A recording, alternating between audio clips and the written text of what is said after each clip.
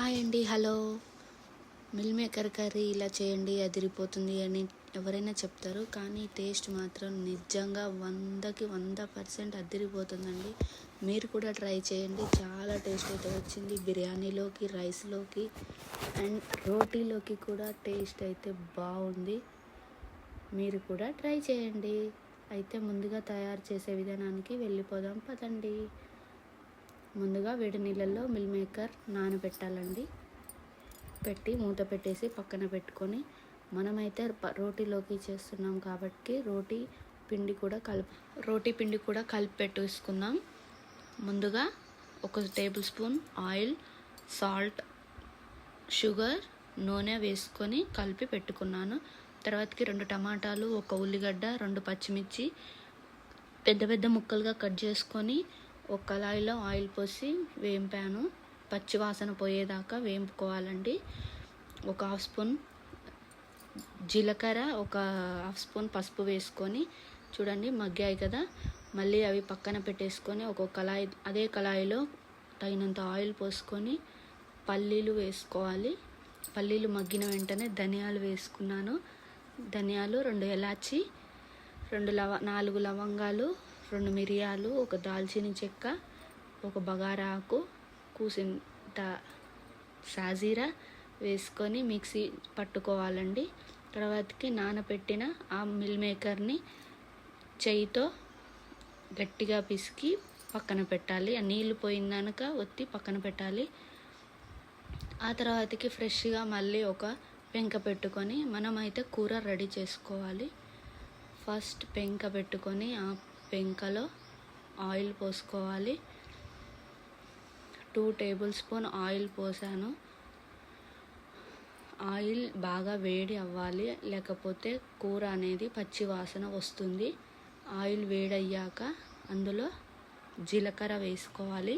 1 half spoon పసుపు వేసుకొని మళ్ళీ ఒక ఉల్లిగడ్డ కోసి వేసుకోవాలి.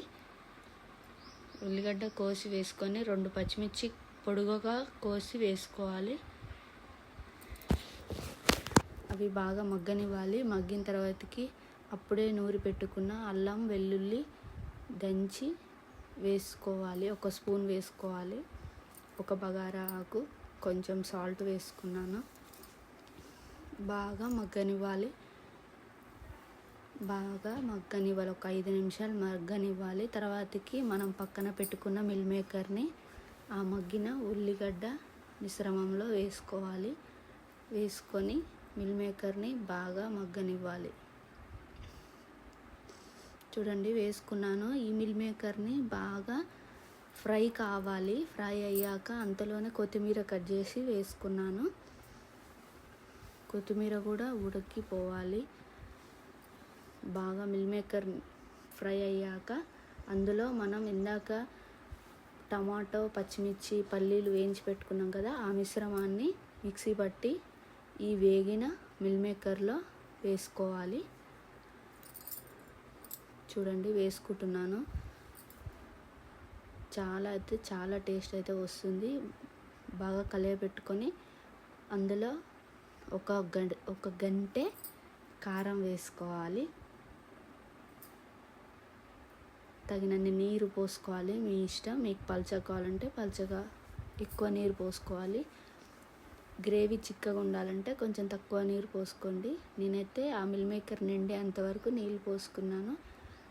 ఇవి ఒక 10 నిమిషాలు బాగా ఉడకనివ్వాలి. హై ఫ్లేమ్లో పెట్టి ఉడకనివ్వండి. ఇంతలోనే మనం ఇందాక చపాతీ పిండి కలిపి పెట్టుకున్నాం కదా, ఆ చపాతీలు చేసేద్దాం పదండి. చిన్న చిన్న పరోటాలు కాల్చేసాను అప్పుడే. చూడండి ఎలా ఉందో కర్రీ. 5 నిమిషాల తర్వాతకి మళ్ళీ కలవ పెట్టుకొని మూత పెట్టి ఈ చపాతీ కాల్చుకోవాలి. ఆ కర్రీలోకి చపాతీ అయితే చాలా బాగుంది. చాలా టేస్ట్ అయితే వచ్చింది. లాస్ట్ కొంచెం నూనె పైకి తేలిన తర్వాతకి ఆ కర్రీలో కొంచెం మసాలా వేసుకోవాలి. మీ దగ్గర ఉంటే ఒక హాఫ్ స్పూన్ గరం మసాలా వేసుకోండి. వేసుకున్న తర్వాతకి చూడండి ఫైనల్గా కర్రీ రెడీ అయిపోయింది. సర్వ్ చేస్తున్నాను. చపాతీలోకి, రైస్లోకి, బిర్యానీలోకి కూడా అద్దిరిపోతుంది ఈ కర్రీ టేస్ట్ అనేది. మీరు కూడా ట్రై చేయండి. చూడండి వేడి వేడిగా పొగలు వెళ్తున్నాయి.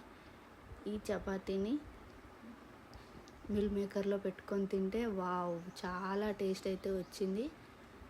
మీరైతే మిస్ కావద్దు, ఒకసారి ఇలా ట్రై చేయండి. Thanks for watching. నా వీడియోస్ నచ్చినట్టయితే లైక్ చేయండి, షేర్ చేయండి, సబ్స్క్రైబ్ చేయడం మాత్రం మర్చిపోవద్దు. Please comment. నా వాయిస్ అర్థమవుతుందని అనుకుంటున్నాను. Thanks for watching. Bye bye. Thank you.